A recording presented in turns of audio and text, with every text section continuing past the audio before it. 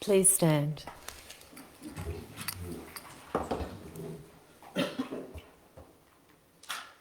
Almighty God, we pray for your blessing upon this council.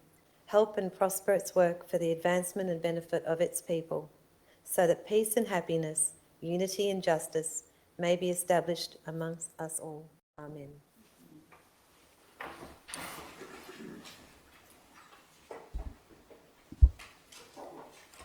Manningham Council acknowledges the Wurundjeri Woiwurrung people as the traditional owners of lands and waterways now known as Manningham. Council pays respects to elders past, present and emerging, and values the ongoing contribution to enrich and appreciate the cultural heritage of Manningham. Council acknowledges and respects Australia's First Peoples as traditional owners of lands and waterways across country and encourages reconciliation between all. Manningham Council also values the contribution to Manningham over the years by people of diverse backgrounds and cultures. So welcome everyone. I welcome everyone of the public who have joined us in person here today. It's good to see you all, and online to observe tonight's proceedings. I would like to advise that tonight's meeting is being audio and video recorded. All care will be taken to maintain your privacy. However, as a visitor in the public gallery, your presence may be recorded. By remaining in the gallery, it is assumed your consent is given in the event that your voice and/or image is broadcast by Council. Council meetings are conducted in accordance with our governance rules. I will introduce each item of business as listed on the agenda, calling it by number and by reading the title. I will then call for a mover and seconder of a motion on the item before opening any debate. Only councillors are able to join the debate on an item. Councillors may adopt the officer's recommendation in the report or propose amendments and supplementary motions.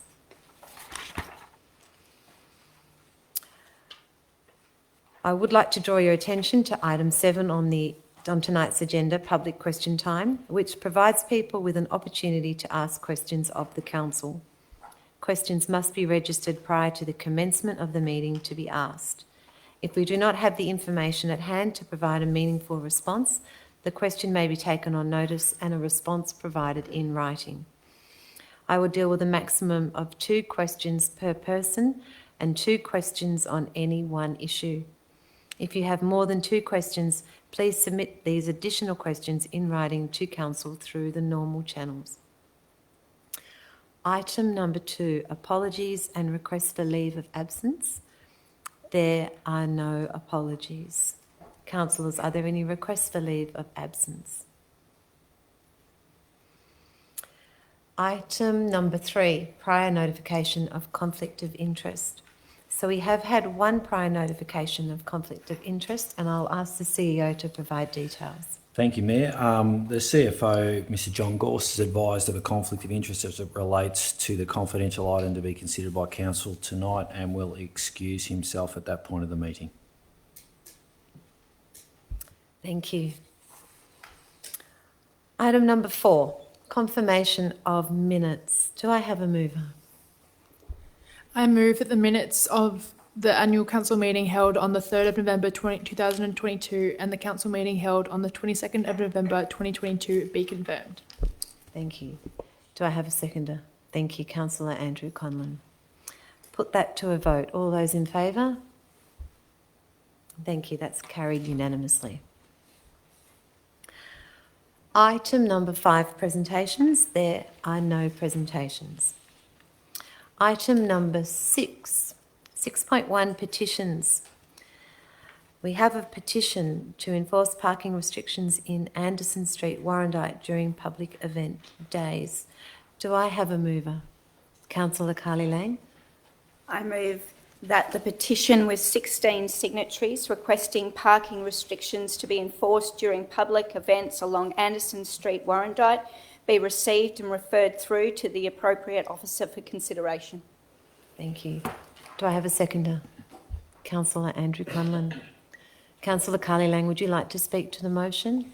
Nothing more to be said, Madam Mayor. Thank you. Councillor Andrew Conlon? No. I'll put that to a vote. All those in favour? Thank you. Carried unanimously. Item number 7, public question time.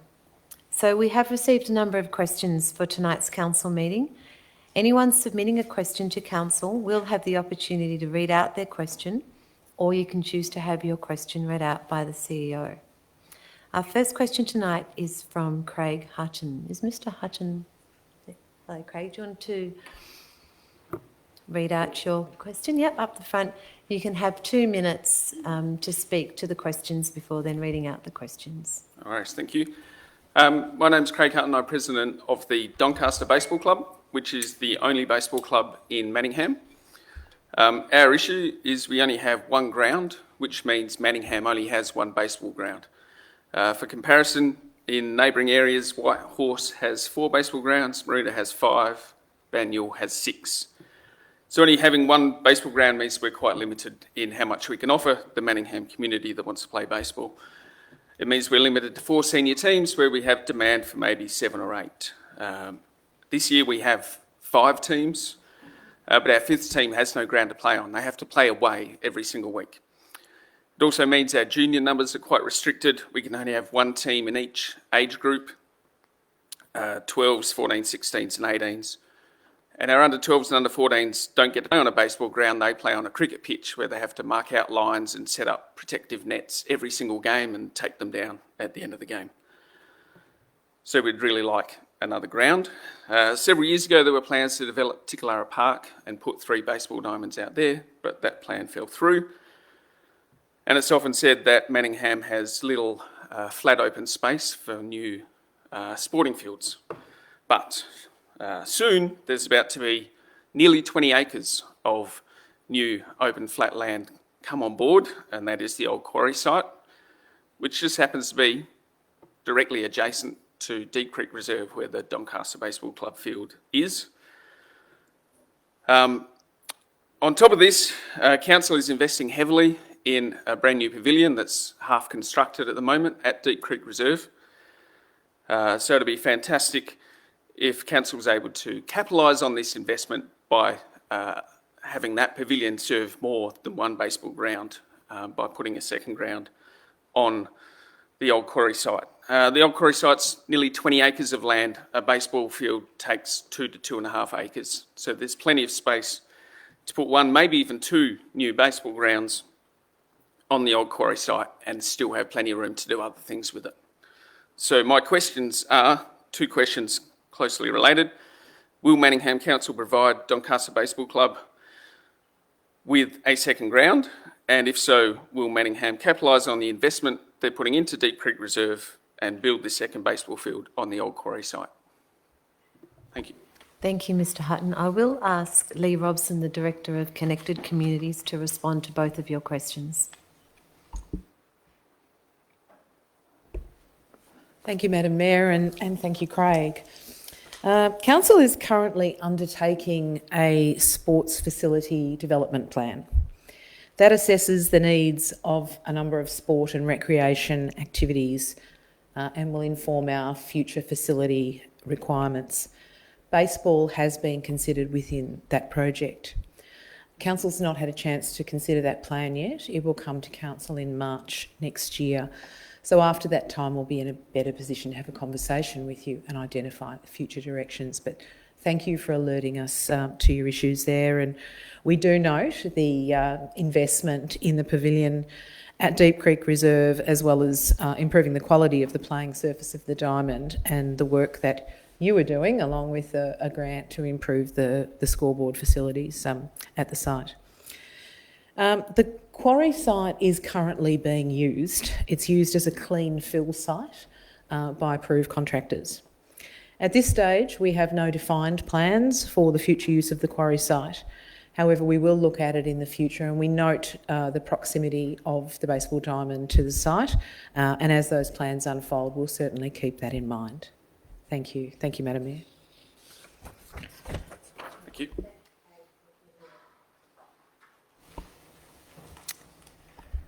Our next question is from Nina Burns. Nina, would you like to come to the lectern?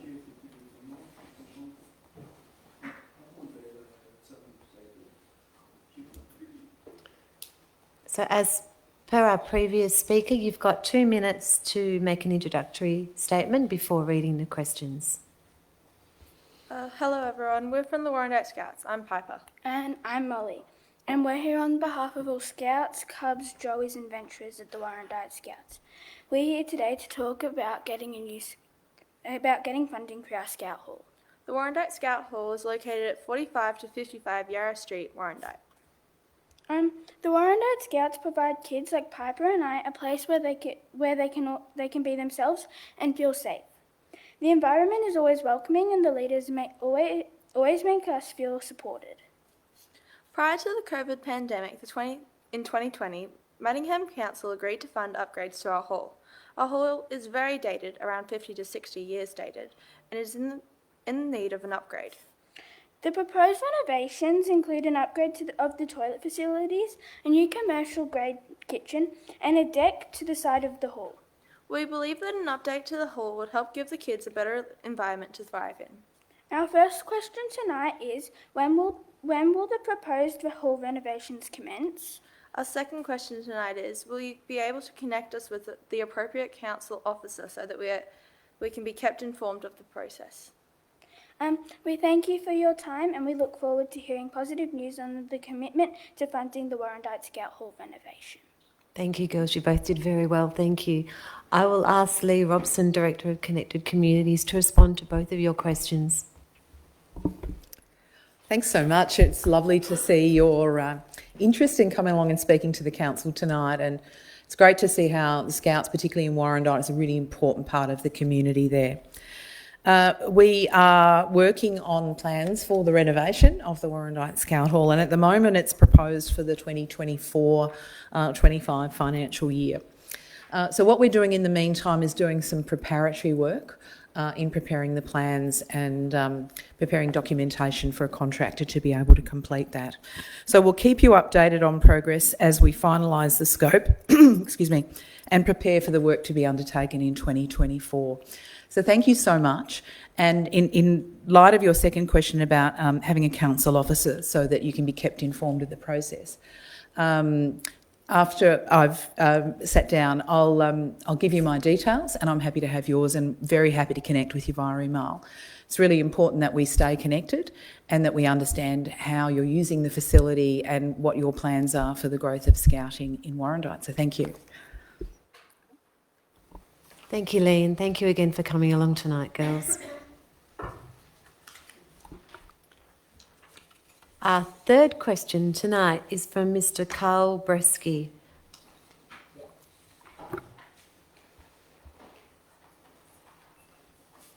So again, you've got 2 minutes to introduce your question it's very and then short. to ask your question. I live at 101 Tram Road in Doncaster, and we look down to the west to the city. And I have got here a photo. If you would live there, you want to have something done too. Can you see? Can I show it to someone? Yes? Okay. It's a disaster. It's our balcony here. That building is here, I think 600 Elgar Road. Elgar Road is here. That's Elgar Court.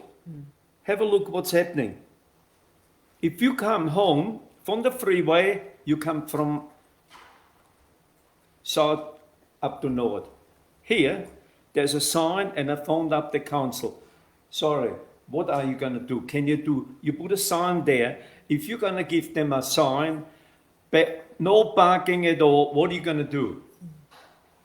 Can I ask you to show your photo to Mr. Niall Sheep, Yeah, please? yes. Oh, sorry.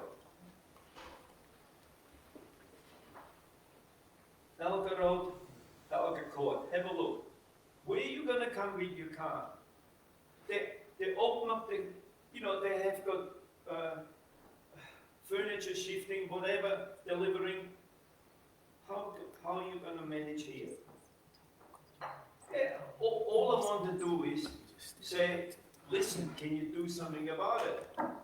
That's all. Thank you, Mr. Bresky. Do you want to ask your formal question for us at the podium? Sorry? Can you just ask your formal question? Is it to look at the Elgar cart for council officers to review Elgar Court parking? Yes. Yes, thank You you. got a sign there. If you put a camera up there, you know, I've been to Singapore. This sort of rubbish doesn't exist there. So why aren't you stronger? You got every day some idiots driving into anything. The police say, "Oh, naughty boy." If you're going to be tough, that sort of rubbish would stop. Thank you, Mr. That's Bresky. all I want is that where is a. I got fined many times. I don't complain. It's my fault. But you have got a sign there from the council. Put a camera up there. You make millions. That's all. Thank you. I will ask Mr. Niall Sheehy, who's Manager of Compliance, to provide you with a response. Thank you, Mr. Brodsky, for coming in today and sharing your comments, as well as showing that photograph. Yeah. Parking, of course, is very important from a number of aspects. Safety, as well as convenient travel for our residents, such as yourselves. We will investigate your concerns, and we will monitor that area very closely over the coming weeks. Couple of weeks. I found even yesterday, sorry, I have got no more time. Just one more question. I found yesterday the Doncaster police station, and I said, looks like he maybe ran out of petrol because the petrol cap was that open. It's an old car. I got a photo here. I have got it always on my computer or iPad. My wife said, get rid of that rubbish, you know, you're a grumpy old man. But it's not the point. She doesn't drive, I drive, and we have a lot of old people. You got one building in front of us, 10-story. How many? 200? We have got 204 next to us. I don't know what sort of name of. Thank you, Mr. moment, Bresky. I'll ask. So there's 3 big. Niall will follow blocks. up with you, and he'll go through the full complaint, and Yeah, he will yeah, provide no a worries. Thank you response. very So much. thank you for bringing it to our attention. Thank you.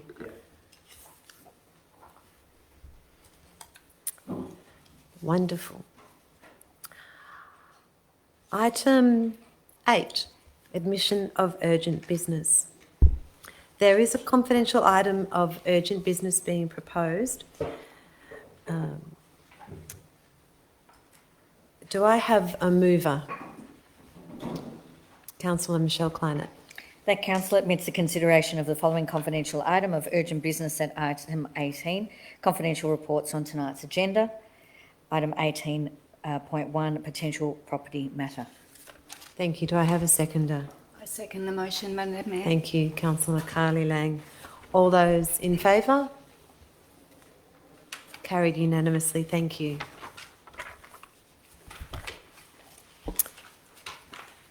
Item number 9, planning permit applications.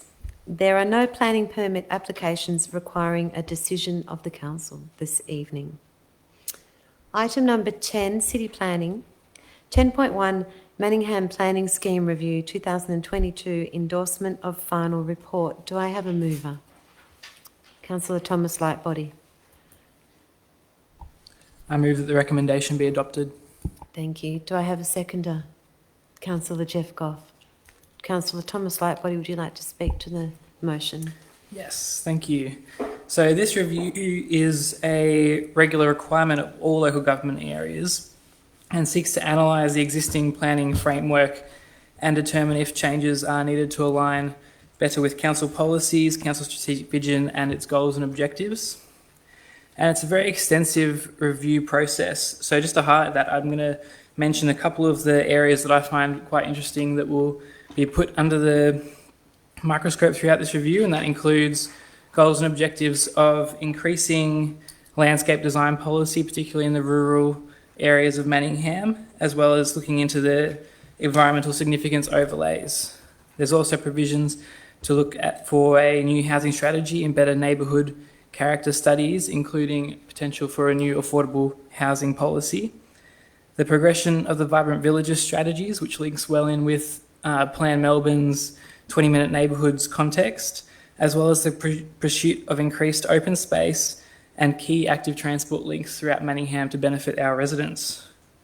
Importantly, it also includes provisions to develop a municipal-wide developer contributions plan to help fund infrastructure that's needed to improve our communities, particularly in areas where developments are going to occur.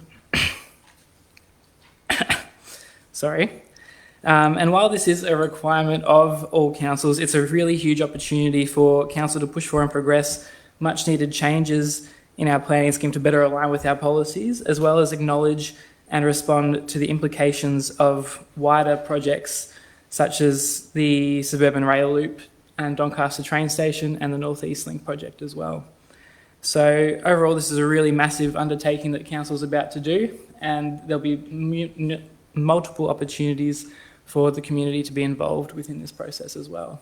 So I look forward to the coming planning scheme review. Thank you, Councillor Lightbody. Councillor Gough, would you like to speak to the motion?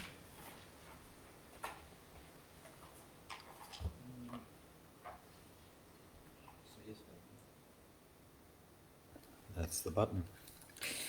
Thank you very much. And thank you very much for that setting of this particular report and where it is. And this review here has been conducted with hindsight of the state government. And I suppose we do have to, as was said before, review it with 1 year or so after our basic council plan policies.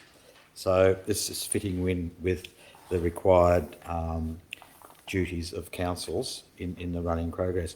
But I draw people's attention to, I think it's page 86 to 94, which really basically sums up the recommendations from this review into our operations. It's not actually wasn't looking at actually major rezonings and things like that. It was looking at the policies that we've got and to see how they fit within our planning scheme and make recommendations for other policies after that. So I approve that we send it off to the Minister. Thank you, Councillor Gough. Do I have any speakers against the motion? Do I have any other speakers for the motion? Councillor Stephen Mayne. Yeah, just a quick comment that this is probably the most comprehensive document that we will be voting on as a group of councillors. It's 160 pages. It's got to be done every 4 years, as was mentioned. It covers every possible angle on our current planning rules and the nudges and the moves that we are proposing or supporting after a lot of input from the community and a lot of suggestions from individual councillors. But I just draw everyone's attention to, it also has, for instance, a comprehensive summary of more than 60 VCAT decisions over the last 4 years. I know we'll be discussing later on this evening sort of the volume of planning matters coming to council. But in terms of, if you want to understand the council planning policies, the record at VCAT, the directions that it's going in, then you cannot get anything more comprehensive than this 160-page report. So for anyone who ever gets engaged in the planning process, lodges an objection, thinking about going to VCAT, I hope that we can sort of advertise this whole report quite prominently on our website because it does provide, it's incredibly rich with data, which is incredibly useful and informative for councillors, officers and the community. Thank you, Councillor. Any other speakers? I'll put that motion to a vote. All those in favour? Carried unanimously. Thank you. Item 11, Connected Communities. 11.1, Review of Community Grant Program Policy. Do I have a mover? Councillor Carly Lang. Madam Mayor, I move that the officer's recommendation be adopted with point B amended to read as follows, and the addition of point C. B endorses the draft Community Grants Policy 2022-25 subject to the following amendment: that Council allocate a pool of $50,000 per year for the next 3 years for programs that are organised in collaboration between the 5 neighbourhood houses that prioritise selected key action areas contained in the Council Plan 2021-25 and the Health and Wellbeing Strategy 2021-25, and may target more specific outcomes where they align with these key action areas. 1 neighbourhood house would be the project lead, and all 5 neighbourhood houses would be expected to participate in the collaboration initiatives. C, authorises the Director of Connected Communities to make amendments to the policy and to give B give effect of to be above.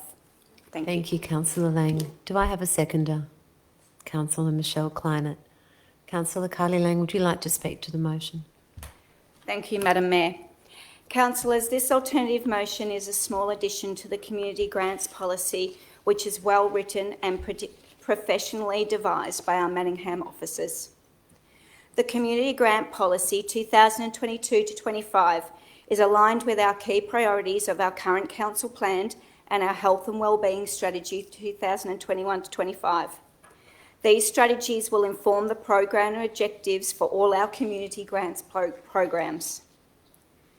Council's community grant program provides funding for non-profit community groups and organisations to deliver activities that strengthen and support our communities that live, work, study and recreate in Manningham.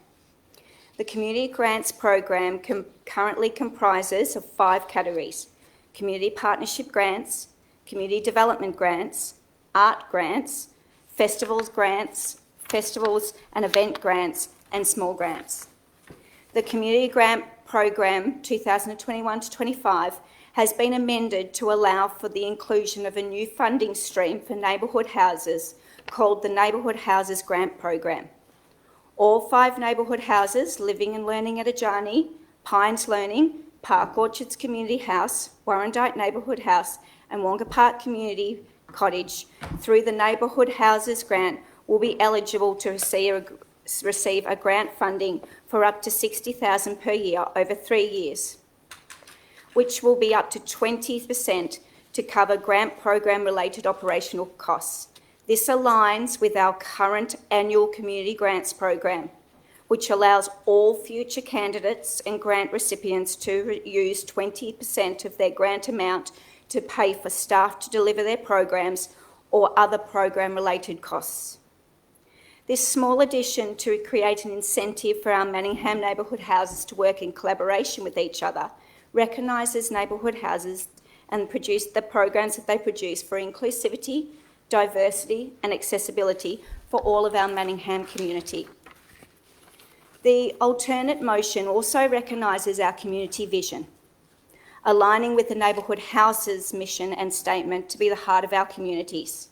Neighbourhood houses bring the people together to connect, learn and contribute to their local community through social, educational, recreational and support activities. We acknowledge that there are many non-for-profit organisations in Manningham who apply for community grants to serve our community, and we value their contribution, and the community grants policy shows that. The Victoria Governor-General's Office, VAGO, recently conducted a review into the assessment of our community grants, and I am pleased to report, councillors, that they found that Manningham Council has designed and implemented an accurate forward controls for our community grants policy. So we can be reassured as a council group that our community grants policy is fair to all Manningham non-for-profit organisations.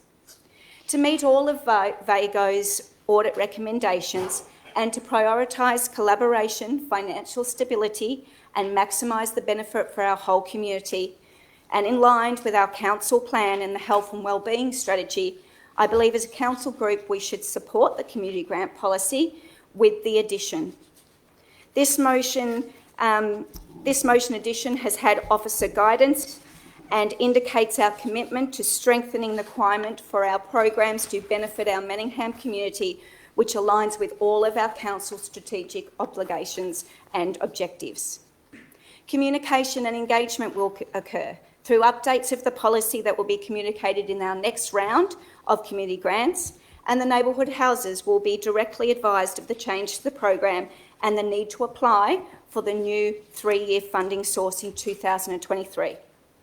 Therefore, I commend officers on their dedication to create a community grant policy that meets our community's current and future needs and works with the addition, prioritises our community vision, our commitment to strengthen our council plan and to our health and wellbeing strategy.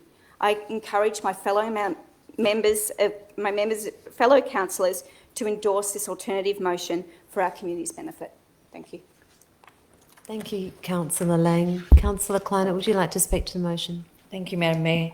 Yes, it's a very good policy. It is the review of our community grants program, which is something that is much loved and valued throughout our community, especially as we're still recovering from COVID-19 and its aftermath.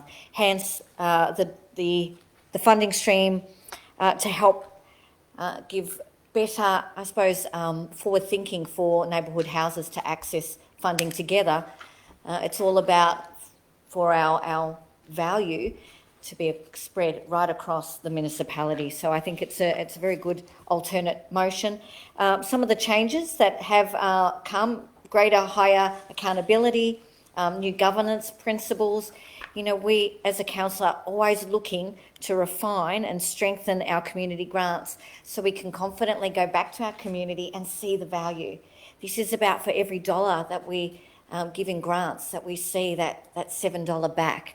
Hundreds and hundreds of people volunteer, and these community grants, and there's many of them, as Councillor Lang has shared, that are part of this program, enable our community to see the need and answer that need, and utilise the grants available.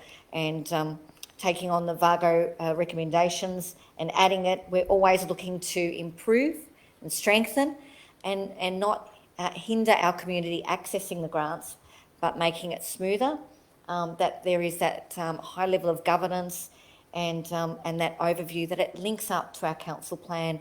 And I have to say, in my tenure here on council, I'm seeing more and more alignment. Maybe it's, you know, my maturity as a councillor compared to when I first began, but I just see so much that we do that is all about aligning to that council plan that we spent a lot of time creating with our community. And it's great that you know, things like this grant, the grants process, the community grants, just works in that we're able to commit and have our council plan come into fruition. The health and wellbeing strategy is a strong part of that, and this all just helps towards that. And it goes back to the council plan was the plan that we endorsed because we heard from the community.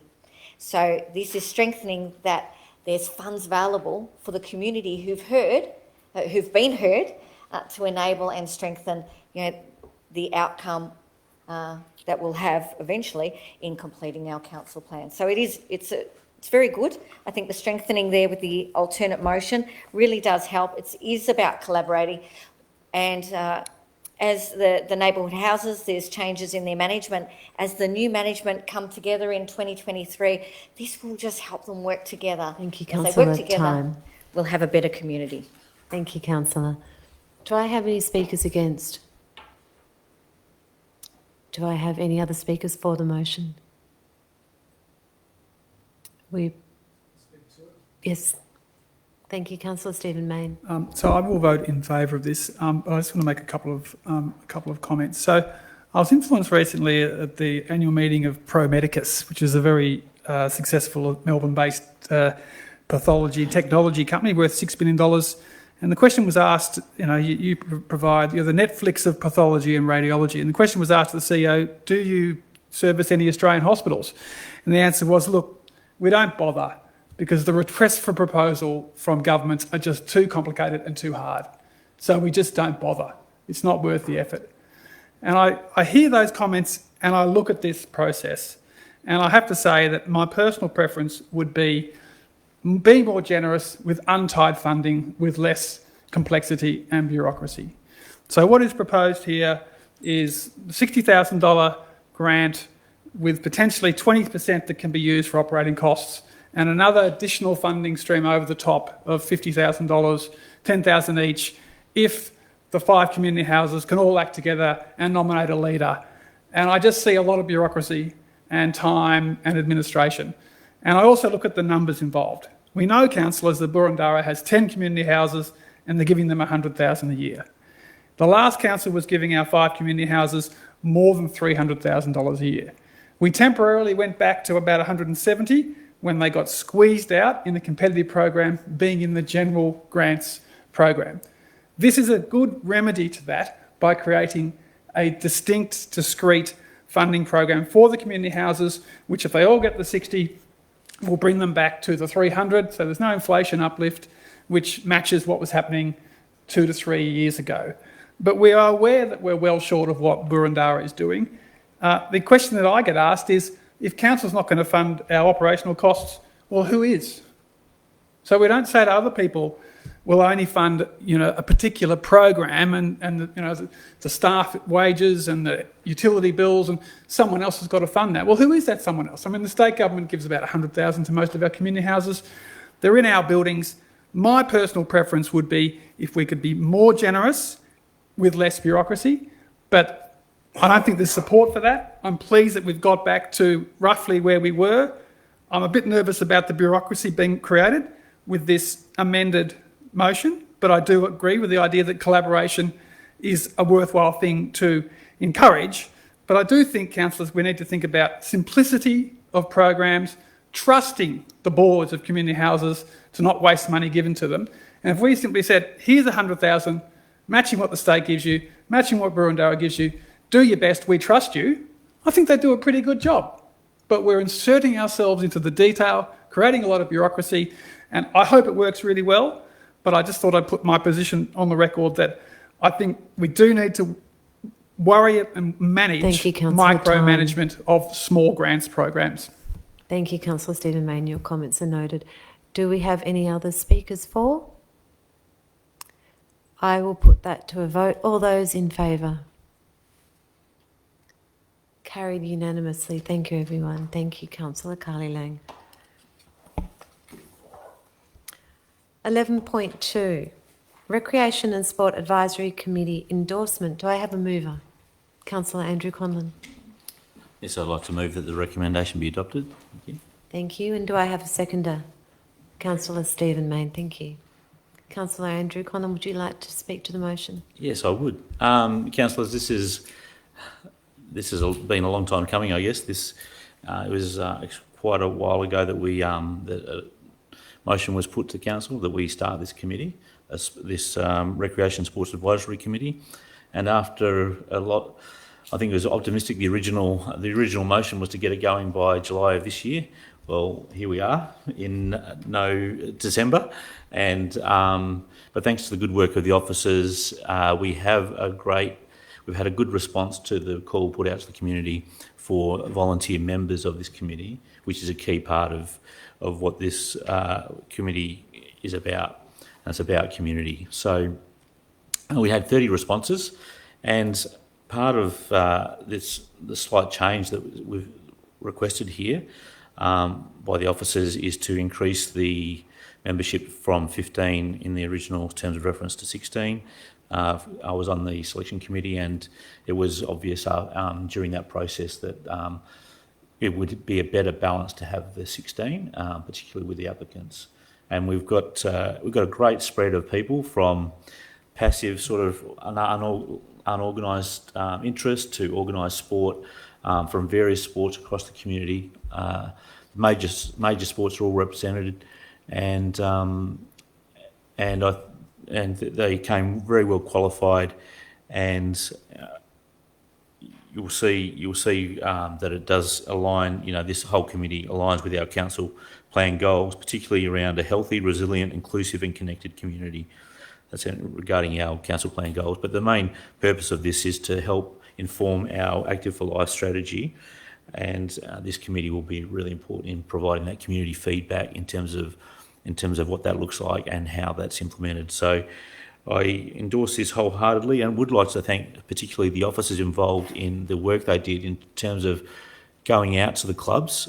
I think there was quite a bit of, as is with all committees, when we're asking for memberships, you have to do quite a bit of follow-up, because these are all volunteers, and probably the last thing on their mind is, do I put my hand up for another voluntary position? So I do appreciate the work the officers did in terms of getting that together. But in particular, I just want to thank all the community members who put their hand up and were willing to be nominated. It's a commitment for 2 years, which is quite a long commitment for a volunteer. And I'm really looking forward to working with all those people who were successful in the application, but would also like to acknowledge all the other people. Unfortunately, we only had 15 spots. We've creeped up to 16, but there were a lot of great people that missed out as well. So thank you to the community for your enthusiasm for this committee. Thank you, Councillor Andrew Conlon. Councillor Stephen Mayne, would you like to say a few words? Thanks, Mayor. Yes, look, I'd like to thank our inaugural chair of the committee, Councillor Conlon, for stepping up to be the chair, and also for Councillor Lang for being the third member on the committee. I'm also serving as deputy chair. I'd like to thank particularly Helen Napier, who was the senior officer, I think, who led the recruitment process. I completely agree. It was a staggeringly competent and strong field of 30 names. The increase from 15 to 16 did allow us to get 50-50 gender equity and just accommodate some of that talent. This will fill a gap since the loss of the Manningham Recreation Association about 10 years ago, which was obviously a very different structure, but did have community committee members feeding into council. So I think there was a little bit of a gap in terms of how the community could feed into council's policies. We didn't want to make this a sort of a sport committee, so we've deliberately named it the Recreation and Sport Advisory Committee, not the Sport and Rec Committee, to emphasise that this is also about recreating, whether it's cycling, walking, running, or minor sports like frisbee golf. It's not just the usual cricket, footy, soccer sort of loudest voices.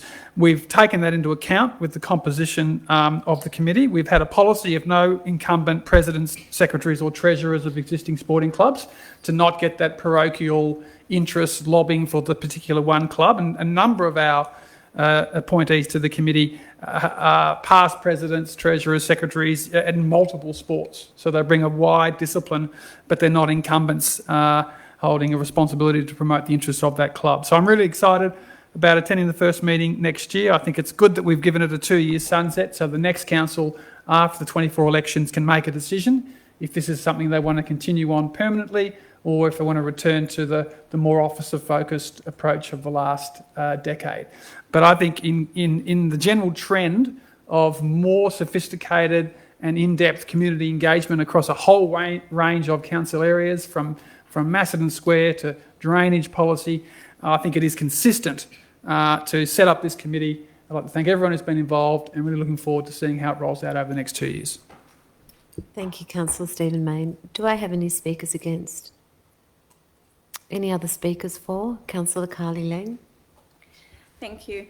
I just wanted to also just point out that out of the 30 applicants, there was many recreation and sports areas represented, and the 16 really gave us then that whole breadth of characteristics between that lived experience, the actual interest, and then also the expertise and ability of the members. It also came to light their other interests that they might have in increasing participation levels in areas like in junior areas. So the participants that put their hands up showed that they not only had association with recreation and sport, but they actually had a goal to grow it and to see it grown in participation numbers.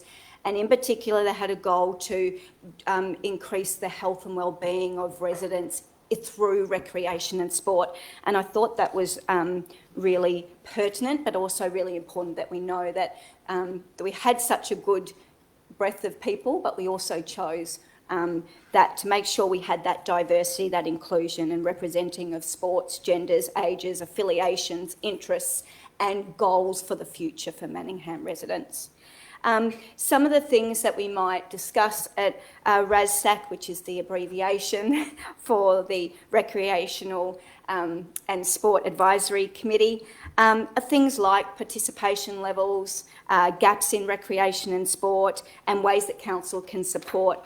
And I just want to mention in particular 2 examples of this where we've had family fun days that have been hosted for all recreation and sport activities for all residents. We had one by the Park Orchard Sharks Football Club that did it just as a general. And also the having salt sessions come into our recreation and sports club has been another move. in Manningham. And an example of this would be the Warrandyte Cricket Club that just hosted 3 sessions, one being on mental health, one being on mental health for female participants, and the other one being on proactive coaching, so looking at how captains and how coaches can build people's confidence while they achieve their goals.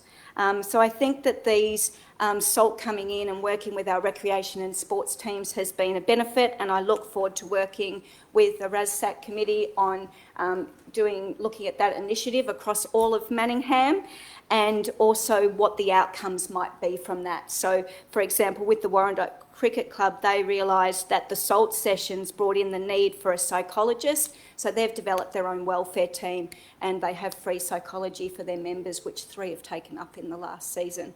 And the club doesn't know who they are, they just pay for it.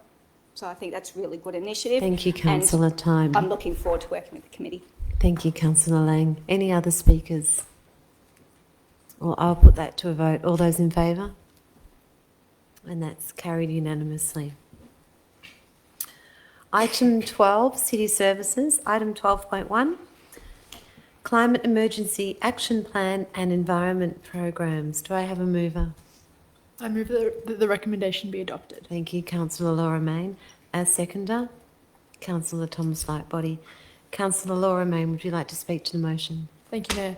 Councillors, after a very long journey since declaring climate emergency all the way back in 2020, we are finally looking to adopt a climate emergency action plan. Our draft was endorsed in April early this year, and the organisation has gone through a lengthy consultation process, engaging with advisory groups, community groups, Your Say Manningham and more, all which did receive majority positive feedback. The comments and feedback from this process have been implemented into the final draft. As spoken about at previous council meetings, this plan includes ambitious targets of net zero emissions for the council by 2028 and 2035 for the community.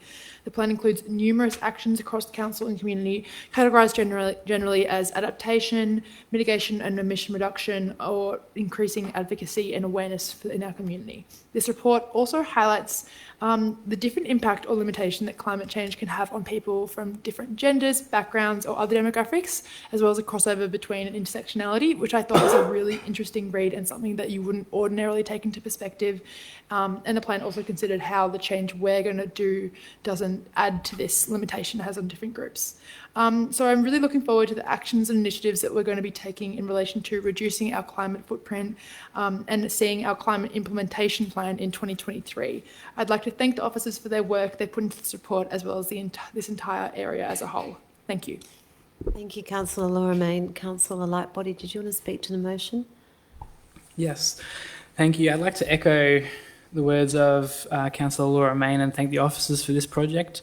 It's been a long time coming, and I think it's come back to us many, many times, and I think I've spoken to the action plan and climate change a number of times in council meetings over the past 2 years.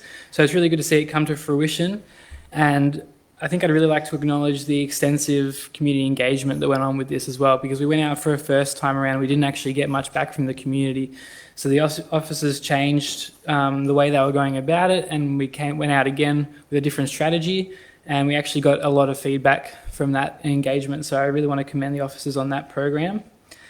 I would like to highlight that, as Councillor Main said, our actions are split into a number of different categories, and they include the usual like mitigation, energy sustainability and emissions reduction, but it also has a section on adaptation as well, which I think is really important, because while governments across the world might not have necessarily taken enough action to date on climate change, it's basically locked us into a number of inevitable outcomes of a changing climate, and it's necessary for us to make sure that we can adapt to them. And this report acknowledges that a significant area of Manningham is subject to bushfire risk. We've also seen recently that other significant areas of Manningham are also subject to flooding risks, and some of those areas are actually the same. So some areas can get the double whammy there as our climate changes, heat gets hotter and weather patterns change. So it's really important that we are doing all that work, such as flood mapping overlays, water integration overlays, looking at how we can better reduce the urban heat island effect within Manningham. So that's looking at our urban streetscapes, making sure we have our tree canopy, which is something that's quite difficult, it seems, to protect. But we have a very high level of tree canopy within Manningham currently. So it's important that we actually work to make sure that we can maintain that and grow that, which is quite different to some other councils where they don't have any, in like the West, for example. So their main task is to actually get a level of tree canopy in a lot of those areas. So we do have a lot of advantages in Manningham. We just need to make sure that we can maximise them and continue to keep them as advantages. The plan also looks at helping the community make changes as well, including expanding solar programs, solar savers programs, as well as looking to develop programs that support businesses looking at installing solar panels through environmental upgrade finances and things like that.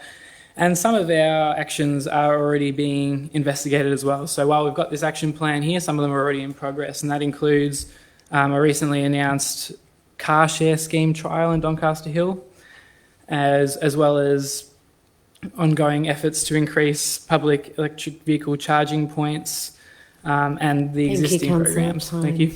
Thank you, Councillor Lightbody. Any speakers against? Any other speakers for? Councillor Carly Lang.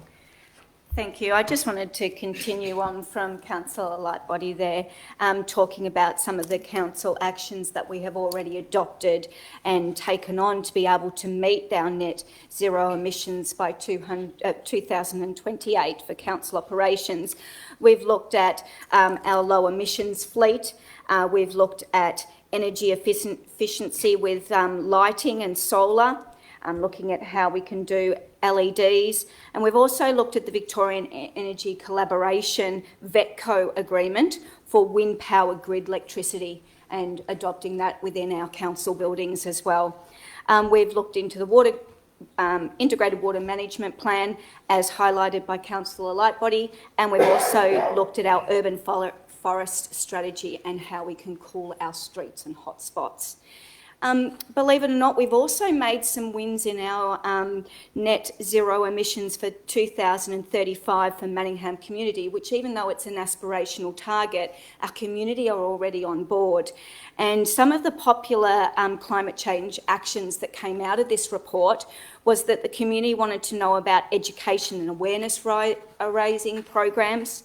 They were interested in solar and household energy efficiencies and ways to save electricity and to use more clean or green electricity is the word. They were interested in FOGO, so looking at food and organics, incentives to recycle and repurpose. And one example I have of this is the Warrandyte community and surrounds looked at in celebrating National Recycling Week, a Reduce, Recycle and Reuse Festival, where they turned baby car seats into koala garden features, reused and recycled paint, turned old clothes into new items, and got into our Yarra River, collected foam, bottles and rubbish and turned it into a mosaic garden feature masterpiece, which will hopefully become a permanent feature for our new community space behind the Warrandyte Community Centre. So I think we can already congratulate ourselves and the community on taking steps forward to counteract climate change and work towards these aspirational targets.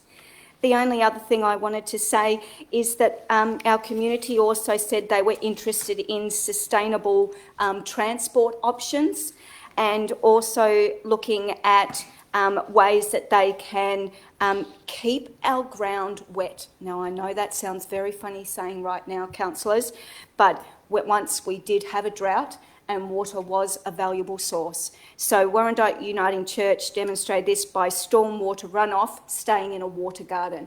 So that reduces our water supplies being used in the garden, keeps water in the ground and does cleaner water into our rivers, which is all about sustainability. So we are well ready for those aspirational targets, and you never know, I think we might get there. Thank you, Councillor Lang. Do I have any other speakers? I'll put that to a vote. All those in favour? Carried unanimously. Thank you. Item number 13, experience and capability. There are no experience and capability reports. Item number 14, Chief Executive Officer. 14.1, Strategic Risk Register, 6-monthly report, November 2022. Do I have a mover? Councillor Laura Mayne. I move that the recommendation be adopted. Thank you. Do I have a seconder? Councillor Anna Chen. Councillor Laura Mayne, would you like to speak to the motion? Thank you, Mayor. This report presents our top 15 risks which are identified to impact on the Council's delivery of our strategic objectives. It includes a lot of the risks that I guess you would expect, such as economic downturn, climate crisis, community health issues and more, though notably there is one new risk of systematic skilled labour market shortage, which is not just our sector, though tends to be one of the many COVID impacts that has impacting the economy as a whole. So that's all. Thank you. And I'd like to thank the officers for the report.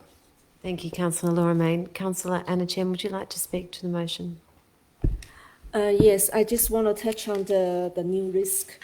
And we all know that in Victoria, local government is a major employer, and with more than 50,000 people employed across 79 councils. So I noticed that the very recent local government workforce skills and capability survey finds that local governments continue to experience skills shortages. That is exacerbated by the impacts of COVID-19 and the impacts of climate change and the accelerated take-up of technology and digitization of services. So in response to the increasing council experienced the recruitment outcomes, that labour shortages simply warrant to us a new risk with medium-term material risk profile. So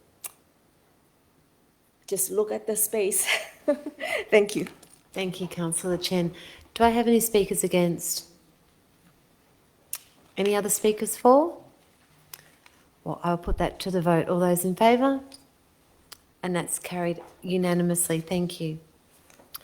Item 14.2, Fraud and Corruption Policy Review 2022. Do I have a mover? Councillor Anna Chen.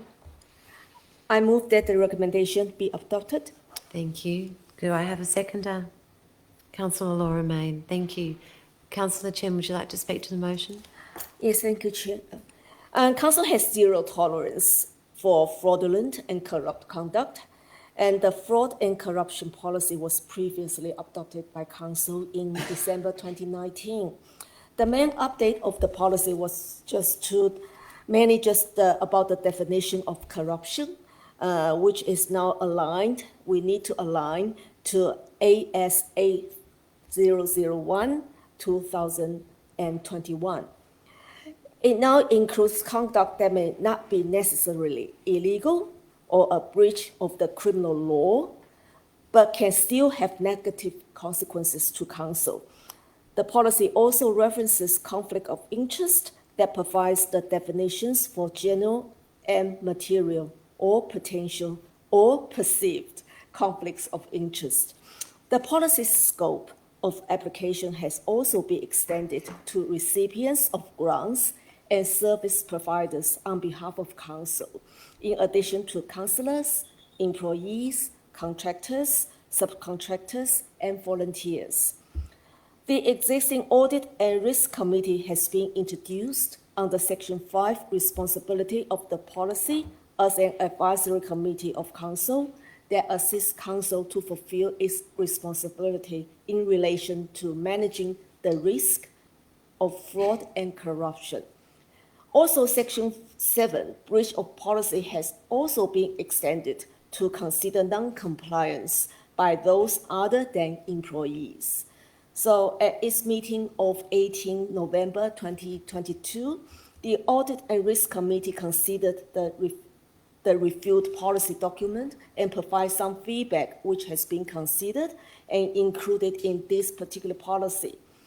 So we expect that the updated policy will give staff and others clarity on what to do when they encounter or suspect a fraudulent or corrupt act.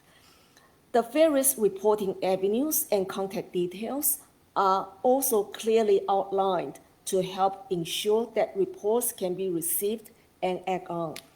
The draft document is shown on the attachment 1 for Council's consideration. So management will publish the policy on the Council's website following endorsement by Council tonight. Thank you. Thank you, Councillor Chen. Councillor Laura Main? Nothing further to add. Thank you. Do I have any speakers against? Any other speakers for the motion? I'll put that to a vote. All those in favour? And that's carried unanimously. Thank you. Item 14.3, Councillor Committees and Chairperson Appointments for 2023. Do I have a mover? Councillor Michelle Clannett. That the recommendation be adopted. Thank you. Do I have a seconder? I second the motion, Madam Mayor. Thank you, Councillor Carly Lang. Councillor Clannett, would you like to speak to the motion? Just briefly, Madam Mayor, with regards to the appointment of the councillor committees, that changes every year. There's the change of the mayor, and with that comes the looking at the appointments, the committee appointments. And for the community, in many cases, they don't quite understand the role of a councillor. This is one of our major roles, but also being on many community committees, advisory committees, some external boards, there's all sorts. And this is just that for the following year. There's a few minor changes, and it's a bit of a catch-22, councillors, where in some cases it's really great to be on something and see the fruition of a committee and an advisory to see it run and achieve some great things. But then there's also the great the joy of seeing your community in a different way by sitting on a completely different committee, advisory group, and you get to meet lots of the diverse community that sits on that. For many of the community, it's the first touch point to council, to local government. So these appointments are for the next 12 months. Some of them, the mayor sits on them, mandatory, like the wellbeing and strategy, the health and wellbeing strategy, as an example.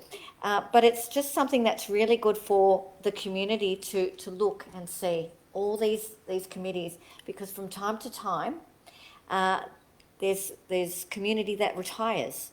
So there's open opportunities. And they're usually advertised through our social media, they're usually advertised through our Manningham Matters. And I know, as an example, I'm again sitting on the Disability Advisory Committee, which I absolutely love, and I pay homage to our former councillor, Sophie Gowley, that set it up. And it's been a wonderful journey the last couple of years, and it's great to be on it again to provide that stability for those that are on the committee. We recently had the International Day of Disability. It was a wonderful event, and that's part of the things that the committee does. That, as an example, there'll be some open places for new people to come on, and that we advertised at the start of the year. So this is a really important appointment that we're endorsing tonight, but it's also really great for our community to understand all that's there, and perhaps they've got interest and they should look out, because from time to time there's openings, and it's great to see new fresh faces, just like we've got the sports and rec, or the rec and sport advisory committee, with all these new fresh faces and fresh community, some of them, again, the first touch point to council. So it is wonderful. There is a huge commitment that goes to being on these committees from the councillors, especially those that chair, and also a great commitment from our community that are on these appointments, as well as the officers that are in the background that put a lot of work in. And I just want to acknowledge each officer that is a participant and works behind the scenes to make these advisory committees roll each time. There's a lot of work that happens, and I want to say thank you to all those staff, each and every one of them, for their involvement in the past year and their involvement as we work through with our new appointments into 2023. Well said. Thank you, Councillor Clannett. Councillor Lang, did you want to speak to the motion? Thank you. Councillor Clannett did a great overview, so I don't have much more to add, but I just wanted to say thank you to the councillors. Looking at the positions that became available for different councillors to step in different positions, our community members stay the same for the term of the contract, but councillors move through. And I just want to thank councillors for being willing to move and have openings for other councillors to get a fresh breath and understanding for a new advisory group. And I also wanted to thank councillors for being able to, who have been in chairs positions or been in positions for a while, to step back and let someone else take and have that experience. And I think that's what a professional and dedicated group of councillors do, is that they stay on something long enough to then build and equip the next person to take on and continue it going. And I think our community benefit from that as well, because they get to see the continuity of the work done in the advisory committees through the dedicated work of our officers, but through us rotating as well on a not too regular basis, but regular enough to have that fresh breath. So thank you, councillors, as well as officers, for the work that goes into our community advisory panels. Thank you. Thank you, Councillor Lang, and again, well said. Do I have any speakers against? Any other speakers for? Councillor Stephen Mayne. Yes, I would just like to commend everyone involved for a very mature process through which we've reached this conclusion. The majority of councils have contested elections for these sorts of positions, either in public or in private. And over the duration of this term, we've had neither. So in a very mature way, we sit around, the mayor leads the process. A year ago, we decided to decouple the mayoral election process from the committee process, so that it used to all happen on the same night. And then we said, no, we'll appoint the mayor first and then allow the mayor to lead the process, and we'll make the committee start from January 1. So that was a good reform. I was really impressed with the way Councillor Diamante, our new mayor, led this process, just in the same way Councillor Kleinert did in the previous year. And we have a good spread of allocations of positions. If you look at many other councils, you'll have the persecuted loner who's shut out of everything. You'll have the person on strike refusing to go on something. We don't have that. We have a really good group of councillors here. We work collaboratively and maturely, and we all share the load, acknowledge each other's interests. And so there's modest change, but not too much change in terms of this composition. Now, the report doesn't say what the positions were last year. So I would just like to thank Councillor Chen for her 2 years of service on the Audit Committee. I'm looking forward to coming on to the Audit Committee. I did serve previously with Councillor Goff a long time ago, a decade ago, and also at the City of Melbourne. I'd also like to thank Councillor Conlon and wish him luck in taking on the position as the MAV delegate, which I'm stepping down from after 2 years, and I'll be his substitute. Also, thank councillors for supporting Councillor Kleinert and myself to continue on the Library Board. The history of the Library Board is that there has been a lot of turnover and instability in terms of the management team dealing with different councillors and directors every year. It's been a really well-coordinated Library Board for the last 2 years, and I thank you for giving us the continuity to continue. Also thank Councillor Chen for coming onto the Multicultural Advisory Committee. I'm looking forward to working with you on that, Councillor Chen. And from a personal point of view, I'm looking forward to stepping up for the first time into the Heritage Society's working group, which will be a lovely group, particularly given my mother's fascination with history. So congratulations to all involved for a mature, well-run process with a good balanced workload, and I'm looking forward to the committees, and we have increased the committees overall by probably 15% in terms of workload. Looking forward to seeing how it goes over the next 12 months when we will review the process, again, leading into the final year of the term. Thank you, Councillor Stephen Mayne, and again, well said. I'm going to put that to a vote. All those in favour? And that's carried unanimously.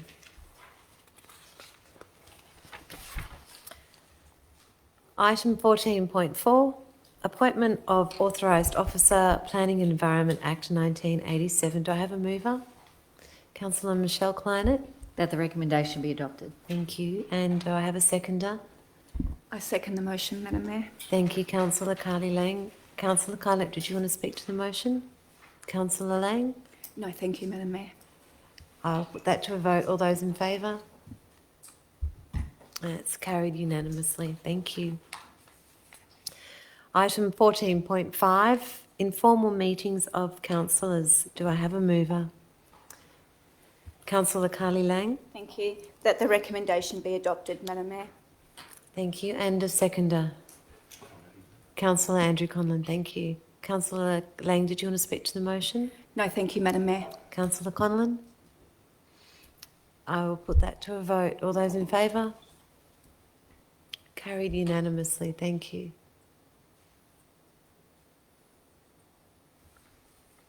Item 14.6, documents for sealing. Do I have a mover? Councillor Jeff Goff, thank you. A seconder? I'll second the motion, Madam Mayor. Councillor Carly Lang, thank you. Councillor Goff, did you want to speak to the motion? No. Councillor Lang? No, thank you, Madam Mayor. Any other speakers? I will put that to a vote. All those in favour? Unanimously. Thank you. Item number 15, notices of motion. 15.1, notice of motion by Councillor Stephen Mayne. Do I have a mover? Mayor, surprisingly, I move that the motion be adopted. Thank you, Councillor Stephen Mayne. And do I have a seconder? I second the motion, Madam Mayor. Thank you, Councillor Carly Lang. The floor is yours, Councillor Stephen Mayne, to speak to the motion. Thank you, Mayor. So, councillors, this motion picks up, I guess, on the fact that we haven't had a planning matter or planning application come to council since February this year. I suspect that's probably the longest holiday of decision-making in Councillor Goff's 20-odd years on council, and is a little unusual. So it got me thinking that what are the delegations in terms of matters that come to council? Because whilst it's great to have a well-oiled machine with everyone happy, it's also good to be match fit as councillors to deal with big planning items that might come up. So the current delegations at the moment are that if there's an application for more than $15 million worth of development in the activity centre zone, it automatically comes to council under our delegations policy, or outside the activity centre zone, any proposal of more than 20 apartments or dwellings, or a total value of more than 10 million. And the third one is any item of significant community interest. So the purpose of this motion is to request just the officers to have a look at the instrument of delegation to staff, particularly to look at whether we should have an automatic referral to council above a certain number of objections. I know number of other councils have that. It might be 20 or 30. If there are that number of objections, it automatically comes to council. So at the moment, it's an officer decision about significant community interest for the officer to bring it. And of course, we have the authority where any individual councillor can call in any planning application for a council decision. And we've had a couple of those this year, this term, the Templestowe Hotel, and an application for apartments in Glendale Avenue in Templestowe. So the motion calls for a report back on whether this should be reviewed and what the officers recommend in terms of the delegations. Should they stay the same? Should they be changed? What is the professional officer view? Plus, it's also calling for advice from the officers on whether we should have a periodic planning report come to council. So it might be every 6 months, a bit like some of the data in that 160 pages tonight, which is we've processed 47 applications, this is where they all were, this is how many objections where they were, this is how many went to VCAT. So sort of a periodic report where, if we're not dealing with individual applications, at least we're guaranteed twice a year we're talking about the overall breadth of work across the planning department in processing, approving, refusing different planning applications. So we haven't put a strict time frame on this. It's up to the officers in terms of what they recommend. I've got my own personal views, but I'm sure we'll all have other views. I think it's a good, steady process to get the officers to give advice on how they think the process should work going forward. But I just do know it is responding to the fact that it's been a very quiet 10 months. And so I am sort of posing the question, should we have some sort of policy that brings maybe the odd extra planning item to council, because we are elected to be in charge of planning, and it's very unusual to go a whole year with only one planning application come to council. Thank you, Councillor Stephen Mayne. Councillor Lang, did you want to speak to the motion? I reserve my right to speak, Madam Mayor, please. Thank you, Councillor Lang. Do I have any speakers against? Any other speakers for? Well, I will put that to a vote. All those in favour? Carried unanimously. Thank you, everyone. Item number 16, urgent business. So we have one item of urgent business to be considered, but given that item is confidential, it will be moved under item 18, confidential reports. So I'm going to move, councillors, to item 17, councillors' reports and question time. Councillors, does anyone wish to provide a report or raise a question? Councillor Lang. Thank you, Madam Mayor. I'd like to take this opportunity to thank Pauline from the Park Orchards Community House and Learning Centre and Kelly from Living at Ajani for their years of service to our community as managers of their retrospective neighbourhood houses. We all know that managers of neighbourhood houses receive a wage, however their hours of service go beyond their wage, and many volunteer hours are given by neighbourhood houses managers. I'd like to thank these ladies for their leadership, their passion and their professional actions and how they bring the community together to connect, learn and contribute. Thank you, Pauline and Kelly. You deserve your retirement and best wishes for your next season. Councillors, I don't know if you know, but last month we had our third outdoor photography exhibition at Taffy's Hut, and this year's theme was connection. Taffy Jones' photography exhibition reminds us all of the importance of being connected socially, as well as with our environment and the wildlife that lives within it. No matter what example of connection you see through these photographs, we all know connection matters. With the hard work of our community organisers, we couldn't have this wonderful and incredible exhibition with more than 100 photographic submissions from artists aged 14 to 84 years old. Thank you to everyone who shared their work. Congratulations to the 28 talented artists. And the lovely thing about an outdoor exhibition is when the opening and projection was over, you can still go view those photos, and it's a conversation starter celebrating how art can connect our community. And finally, councillors, did you know that Warrandyte Cricket Club and Stop One Punch Can Kill have a strong association? Stop One Punch Can Kill is committed to raising awareness and eliminating senseless violence in our community and the devastating consequences.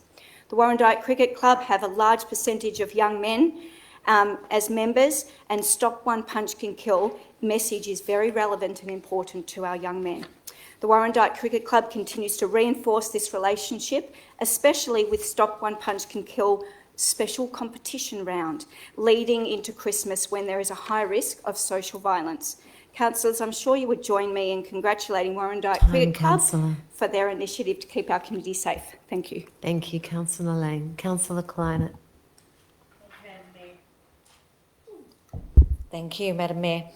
Madam Mayor, I just thought, in light of what's happened recently in Queensland with the horrible shooting, the tragedy of two police officers, and in considering that in 2020 we here in Victoria had 4 police officers killed that were very close to our area in the Eastern Freeway, I just wanted to just formally note that our appreciation that we have a very close relationship with our local police, with our emergency services here at Manningham, that I know that we're all very proud of. And though it's in Queensland, it's still, I'm sure, is sending shockwaves right through to the police force here in Victoria. Also, I'm thinking of a community that right now is looking for leadership, and there would be a heavy burden on the local mayor, the local shire. It's a rural place where everyone knows everybody. And Madam Mayor, I'm asking, would it be okay that perhaps that you would write to the Mayor from Manningham, sending our sincere condolence to them, and also acknowledging for us all that we have a very good relationship with our local police. We value them. We work together with them really well, and it's a reminder that they are out every single day working for us, each and every one of us. And I just thought, I really felt that it would be nice that we would just do something, just to say that we we can't take away their pain, but we can acknowledge that we're thinking of them. Thank you, Councillor Kleiner. Thank you for bringing it to our attention. I'm very happy to do so. Thank you. Councillor Stephen Mayne. Thank you, Mayor. Look, I'd just like to acknowledge the efforts of Sam Elliott, who is 22 years and 298 days old today, and he plays Premier Cricket for Fitzroy Doncaster. You can go and watch him play every second week, 300 metres from here, on Shram's number 1. But on November the 24th at the MCG, he made his debut for Victoria. So he'd moved on from Doncaster and he was playing at the MCG. And he opened the bowling and he bowled 16 overs, 5 maidens and took 3 for 45, had the best bowling figures on debut. And in the second innings, I thought he was in the side as a fast bowler, but in the second innings he top scored with 80 not out, facing up to bowlers such as Peter Siddle, who has many tests under his belt playing in the Tasmanian team.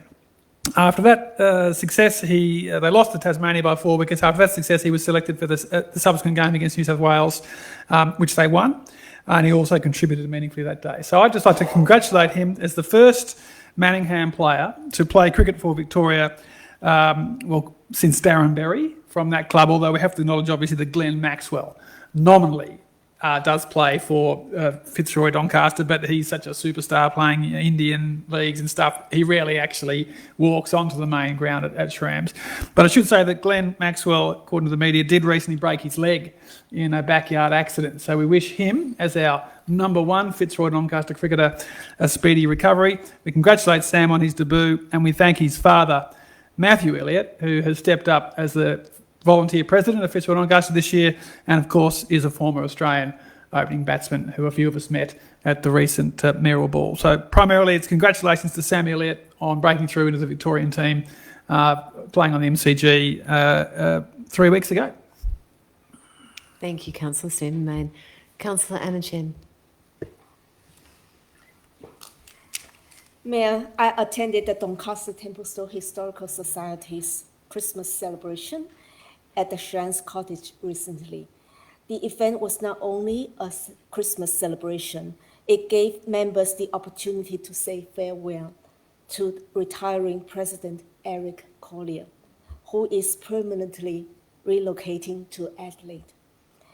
At the event, Mayor Del Monte presented Mr. Collier a certificate of appreciation on behalf of Council. Tonight... Councillor, you put your mic on, sorry. It is on. It is on. Oh, okay. Yeah, it's on. Yeah. Oh, okay, sorry. Yeah, sorry. Tonight, at the council meeting, I would like to publicly acknowledge Mr. Collier's extensive experience and long-standing involvement with Manningham community. Mr. Collier has spent more than 70 years in Doncaster area. His early years were spent with his family on an orchard owned by John Finger, and which was in the area surrounding where Shram's Cottage is today. He spent a lot of time at his grandparents' home, Freedom's Rule, which means peace and rest. Mr. Collier had a long teaching career and taught at Doncaster Heights Primary School, which located at the now Jinson Court housing estate on the eastern side of Wetherby Road.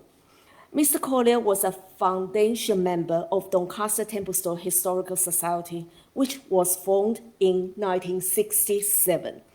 Then serving as vice president since 1969 and president for a short time until again taking on the role of president between 2015 and 2022. Mr. Collier was instrumental in advocating for the upgrade of Shram's Cottage complex, including a new visitor center and museum-grade storage facility. This was approved as part of the Wardle Precinct Master Plan. As a member on the Heritage Advisory Committee since 2014, Mr. Collier has represented the Doncaster and Templestowe Historical Society on the committee.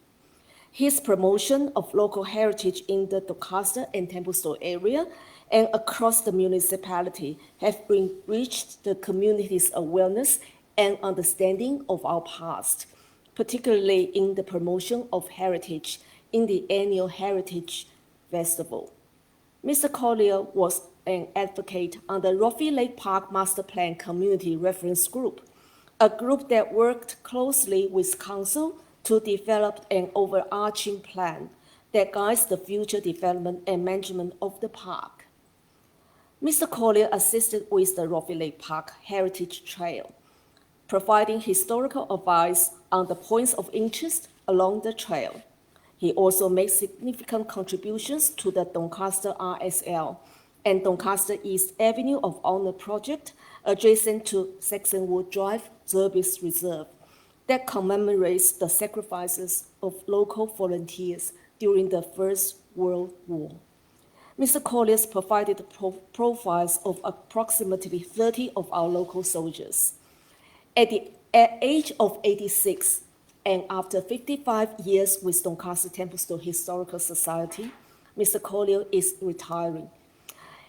Well, Mr. Collier, may I say that Eric, have a great night ahead. If you are watching tonight, we wish you to get to experience all the adventures you wanted to have after retirement and enjoy every bit of your life. Your influence and contribution to our society, our community, will be deeply missed but never forgotten. Thank you, Eric. Thank you, Councillor, and thank you to Eric Collier. Councillor Conlon. Thank you. Yes, just a quick one. I'd just like to wish everyone a happy Christmas and New Year, because this is our last council meeting, and not that I think that's a great thing. I mean, it'd be great if we could have a council meeting every night, my wife would say, probably. But no, it has been a good year and a good council so far. It was great to see the carols going so well the other night. So I'd just like to thank the officers for who were involved with the organisation of that, and all the communities that were represented down there, as well as the fantastic tents we had by the volunteer organisations, you know, running sausage sizzles and all that sort of stuff. So saw Ian Goldsmith down there serving out sausages. He's here, there, everywhere. So yeah, it was a great night. But I just wish to particularly give my appreciation to our CEO, Mr. Andrew Day, for the great term we've had so far, and all the officers who he employs on our behalf. So thank you. Thank you, Councillor. Well said. Councillor Laura Main or Councillor Lightbody? Councillor Goff? Councillor Laura Main. I guess jumping a bit off Councillor Conlon's point, Merry Christmas to all, but also congratulations on approximately 1 year down the COVID recovery pathway. Although congratulations to both the organisation and the community as a whole. Although there is a path, there is still a long way forward. I think it's worth noting that it's been a big year, there's been a lot of change, and I think everyone deserves a pat on the back for their work. They've contributed to that. Thank you. It's been a long year. Thank you, Laura Main. Councillor Goff. Thank you, Madam Mayor, and I do have a question for the officers in a second, but just to start with, that it is coming up to Christmas, and I suppose although a lot of people do depart Manningham for the Christmas period, our parks are probably the most used on Christmas Day and Boxing Day and the next few days, testing out new presents and things like that. Indeed, I can recall with my kids, it was really important that at that time, those playgrounds and ovals and grassed areas were trimmed, taut and terrific. Not like people, you do that later in January before you go back to work, but we needed to have trimmed, taut and terrific parks for Christmas Day, Boxing Day, the day after and the day after that, so our community can get there. And it's more important perhaps in the high density areas of Manningham, because they don't have the wide plains we don't have any plains in Manningham, but the wide areas to go and recreate in, and it is really important, especially anywhere around Doncaster Hill where there's a real lack of open space. So, indeed, can I ask the question as that I believe it is my expectation that it is done in the areas, and if I can get a report on, and I know that it's been a difficult season because up until recently we haven't been able to get out and mow because of the amount of rain, but can I get a status of whether we're going to be able to achieve my dream of trim, terrific parks? And cleans, and toilets, yes, and clean ones, yeah. I'll ask Rochelle Quattrocchi, Director of City Services, to provide a response, Councillor. We're more than committed, Councillor Goff, to provide open areas for people to enjoy on their Christmas Day and beyond that through the holiday period. And I just want to say, wish everyone a happy Christmas, and I hope they enjoy our outdoor areas within Manningham. Thank you, Rochelle. Thank you, Councillor Goff. No, thank you. That brings together my favourite part of the council meeting, the reports and question time. So we are now going to move into item 18, confidential reports. Do I have a mover? Councillor Michelle Kleinert. Yes.